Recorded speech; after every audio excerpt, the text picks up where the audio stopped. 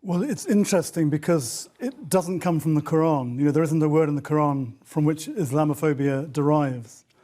And if you go into the history of the term, it's basically only about a century old. It was used by a French writer in the 19th century, 20th century. And it was popularized really in 1996 when the Runnymede Trust brought out their paper called Islamophobia, a Concern for Us All.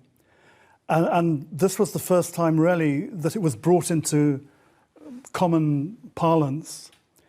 And it always seemed to me a bit dodgy, because it's almost like it was being used to define Muslims in the sense of being victims of some kind.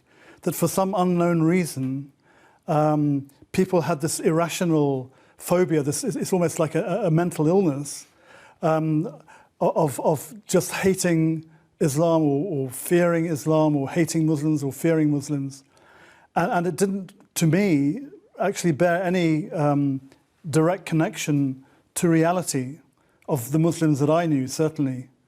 So it seemed to me at the time that it was almost like a psyops, gentle psyops kind of strategy of getting the Muslims to look at themselves in a certain way where they would see themselves as victims. And perhaps correct one or two things for the benefit of the ruling ideology.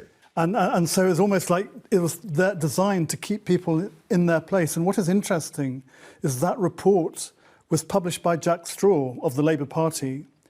And who later went on to kill rather a lot of Muslims. Well, this is the thing. And also at the time, at that time, late 90s, early 21st century, it wasn't there wasn't any law that legislated against discrimination on the grounds of religion. And whenever the subject was brought up, he would always try and steer it away and say it's just racial prejudice, it's not religious prejudice.